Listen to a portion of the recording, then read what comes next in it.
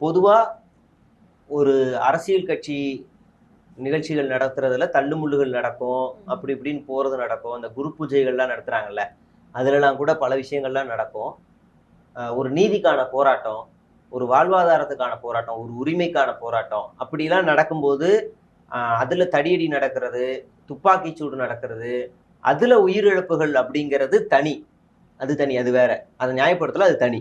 ஆனா, ஒரு தலைவர பார்க்கறதுக்காக காலையில இருந்து கனவோட இருக்கான். நான் இன்னைக்கு விஜய பார்க்க போறேன். சின்ன வயசுல இருந்து அவர நான் திரையிலேயே பார்த்துக்கிட்டு இருந்திருக்கேன். இன்னைக்கு நான் அவர நேர்ல பார்க்க போறேன். அவர் பார்த்துட்டா போதும். என்னோட ஃபோன்ல இருந்து ஒரு ஃபோட்டோ எடுத்துட்டா போதும்.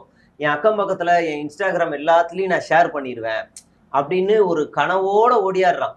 அ அங்க தண்ணி இல்ல, சாப்பாடு இல்ல. 5 மணிக்கே ஓடியாந்துடுறான். 5 மணிக்கெல்லாம் ஓடியாந்துட்டு, சாயங்காலம் அவன் வீட்டுக்கு தகவல் போகுது. உங்க தங்கச்சி இறந்துருச்சு, உங்க பையன் இறந்துட்டான், உங்க பொண்ணு இறந்துட்டா, உங்க அம்மா இறந்துட்டாங்க, உங்க அப்பா இறந்துட்டாங்க அப்படின்னு தகவல் போகுது. மறுநாள் ஞாயிற்றுக்கிழமை. போயிட்டு திரும்ப வந்துடுறான்னு சொல்லிட்டு தானே போனான். யாருக்காக உயிரை விட்டான்? யாருக்காக? எதுக்குடா போய் செத்த? என்னடா அப்படின்னு கரூரே ஒரு மரண ஓலமா இருக்கு. ஒரே வீட்டுல 3 சாவு, ஒரே ஊர்ல 5 சாவு. அடுத்த மாசம் கல்யாணம் நடக்குது, ஒரு புது தம்பதியினர் சாவு. 1.5 வயசு குழந்தை மேல ஏறி மிதிச்சிருக்கிறாங்களாம் நிறைய பேரு. ஒரு அம்மா கத்துது, என் பையனை காதலியும் பின்னாடியும் மிதிச்சிருக்கிறாங்க, ரொம்ப மோசமான நிகழ்வு நடந்திருக்கு அப்படின்னு தொடர்ச்சியா வந்த செய்திகள் இருக்குல்ல. 2 நாளா நமக்கு ஒரு ஒரு ஒரு மாதிரி பதட்டமாவே இருக்கு. எந்த சமூக வலைதள பக்கம் போனாலும் இதான், எந்த செய்தி எடுத்தாலும் இதுதான். இந்த மரண ஓலம் அது கேட்டுக்கிட்டே இருக்கு, அது கேட்டுக்கிட்டே இருக்கு. அதுல எவ்வளவு மோசமா பழி போடும் அரசியல இந்த தாவேகா பண்ண முடியுமோ அவ்வளவும் பண்றான்.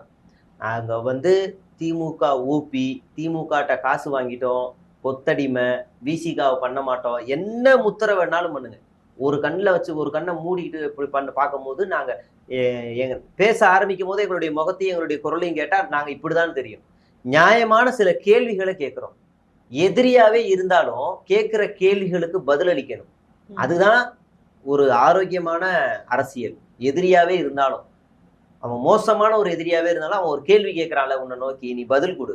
ஆனா அதை விட்டுட்டு, நீ யோக்கியமா, நீ அந்த கட்சிக்காரன் தானே, நீ இந்த கட்சிக்காரன் தானே, நீ அந்த தெரு தானே, நீ பின்னாடி வீட்டுக்காரன், நீ அவன், நீ அந்த ஜாதி, நீ இந்த இனம், நீ இந்த மதம்னு முத்தர குத்துற அரசியல ரொம்ப வேகமா ஸ்ப்ரெட் பண்றானுங்க இந்த தாவேகா.